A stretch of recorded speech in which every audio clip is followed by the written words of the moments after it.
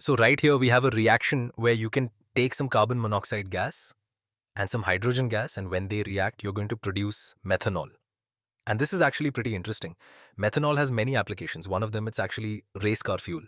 But we're going to do is study how much methanol we can produce if we have a certain amount of carbon monoxide and molecular hydrogen. So let's say we have 356 grams of carbon monoxide and 65.0 grams of molecular hydrogen. Pause this video and based on this, figure out how many grams of methanol will we produce. Well, a good place to start is by converting these numbers of carbon monoxide, this amount of carbon monoxide and molecular hydrogen into moles. And so to do that, we can take out a periodic table of elements and the molar mass of carbon monoxide. You can look at the molar masses of carbon and oxygen and add them together.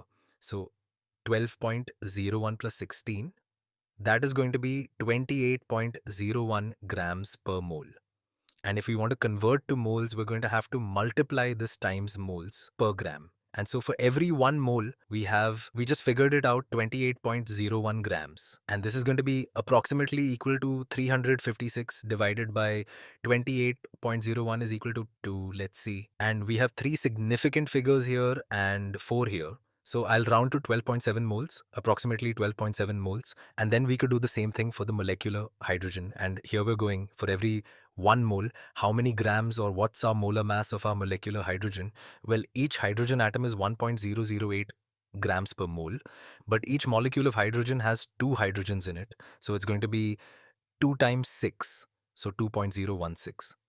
2.016 grams per mole or 1 mole for every 2.016 grams. And so this is going to be approximately equal to, get the calculator out again, 65 divided by 2.016 is equal is to that.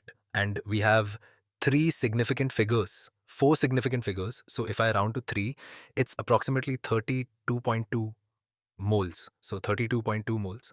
And so the first thing to think about is, in our reaction for every 1 mole of carbon monoxide, we use 2 moles of molecular hydrogen, and then that produces 1 mole of methanol right over here. And so however much carbon monoxide we have in terms of moles, we need twice as much hydrogen. And so we see here a molecular hydrogen. And so 2 times 12.7 is going to be 25.4. So we actually have more than enough molecular hydrogen. And so we are going to use 25.4 moles of molecular hydrogen. How did I do that? Well, it's going to be twice the number of moles of carbon monoxide, twice this number right over here is this right over here. And we can immediately see how much we're going to have left over. We're going to have left over 32.2 minus 25.4 is 6.8 moles of molecular hydrogen.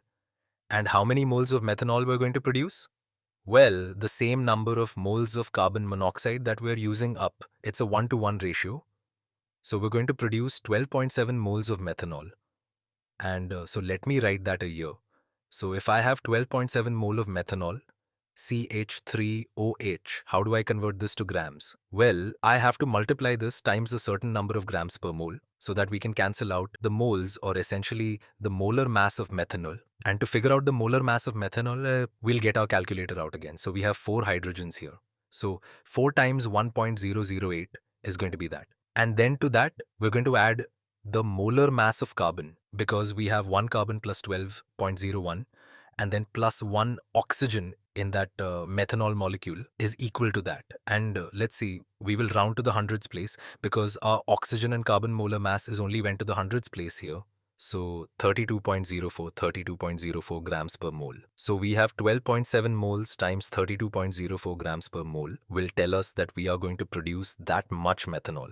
And let's see, we have 3 significant figures, 4, so I'll round to 3. So approximately 407 grams of methanol, 407 grams of CH3OH. Now the next question is, what's the mass of hydrogen that we have left over? Well, we just have to convert our moles of hydrogen that we have left over to grams, 6.8 moles of molecular hydrogen times the molar mass is here in grams per mole, is just going to be the reciprocal of this right over here.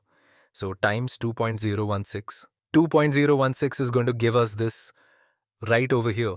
And if we were rounding to two significant figures, which I have right over here, that is going to give us approximately 14 grams. Approximately 14 grams of molecular hydrogen is left over. So we used a good bit of it. We used about 51 grams and we have 14 grams left over. And it was carbon monoxide that was actually the limiting reactant here.